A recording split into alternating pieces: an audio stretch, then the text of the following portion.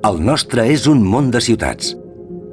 Des de l'antiguitat, el procés de concentració urbana ha estat imparable i ara els espais urbans continuen expandint-se. Megalòpolis superpoblades ocupen regions senceres. A mitjans d'aquest segle, el 70% de la població mundial viurà en ciutats. En elles conviuen oportunitats i amenaces. I és que el 70% del PIB mundial es genera a les ciutats, però també s'hi agreugen moltes desigualtats. El benestar dels ciutadans depèn d'un bon govern i un correcte funcionament.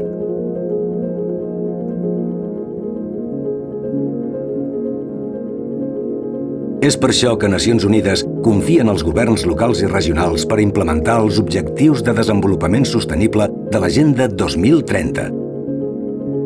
Les agendes urbanes són els programes que impulsen ciutats i regions per assolir-los. A l'hora de pensar la ciutat, cal posar al centre els drets de les persones. El dret a la ciutat és el dret del ciutadà de ser el protagonista de la ciutat que ell mateix ha construït, de decidir-la i de gaudir de tots els beneficis que aquesta pot oferir. En les properes dècades, la ciutat pot ser el problema o la solució.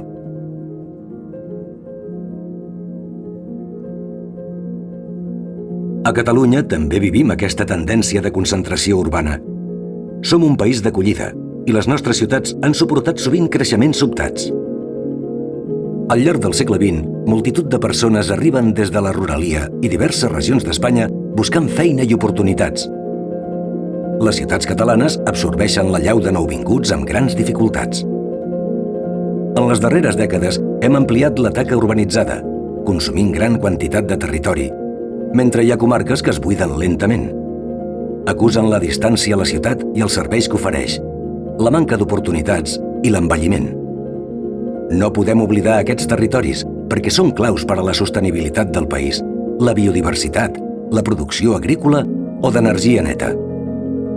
Som una població bàsicament urbana i els nostres pobles i ciutats vertebren el país. Barcelona, la seva àrea metropolitana i una corona de ciutats mitjanes completen el primer sistema urbà de Catalunya. Girona, Tarragona, Reus i Lleida també s'envolten d'un territori metropolità de gran vitalitat. Són nodes d'infraestructura que generen relacions en el seu territori proper. Però més enllà, Catalunya es beneficia d'un model territorial en xarxa on cada peça del sistema enforteix el conjunt. Un sistema de petites i mitjanes ciutats plenes d'història i personalitat que porten els serveis propis de la ciutat a la majoria dels catalans i catalanes.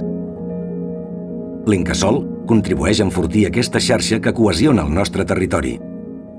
De la seva vitalitat en depèn mantenir el nostre model territorial en el futur. Una forma de fer-ho és vetllant per preservar el seu ric patrimoni, ajudant a rehabilitar-lo i millorant els seus espais públics. Dinamitza les economies locals i es manté la personalitat i el sentiment de pertinença. Ajuda a compensar la força d'atracció de les àrees metropolitanes i reforça els territoris interiors.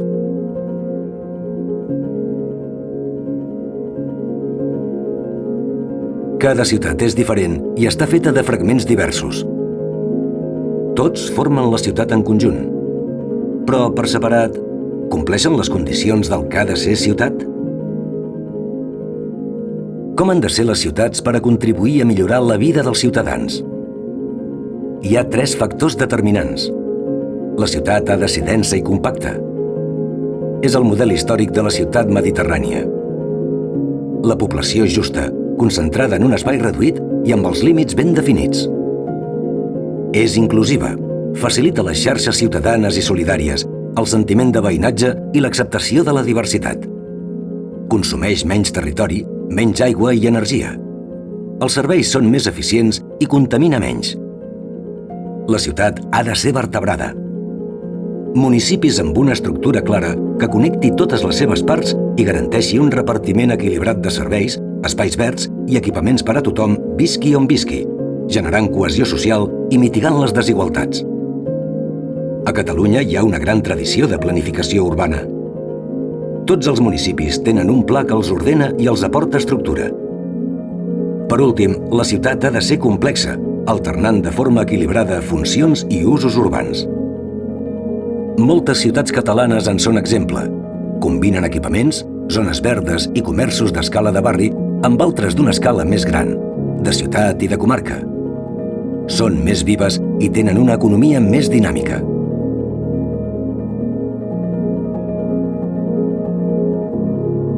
Des de fa 40 anys, treballem compromesos amb un model de ciutat compacta, vertebrada i complexa per facilitar la integració de les persones que hi viuen i millorar la cohesió social, creant nous eixamples que estenen la ciutat de forma equilibrada, ben connectats i amb diversitat d'usos, generant noves centralitats urbanes que porten diversitat i vitalitat econòmica, o ajudant a revertir la situació de barris que arrossegaven problemes i mancances.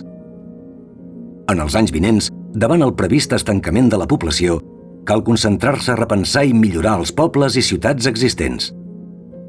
Reciclar la ciutat és construir dins del teixit ja existent, creant connexions noves entre barris i regenerant-los per a revertir situacions de desigualtat i vulnerabilitat i reactivar l'economia.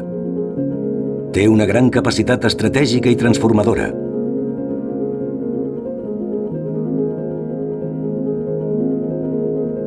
Darrerament hem constatat que les xarxes de suport social són imprescindibles en els moments de grans dificultats.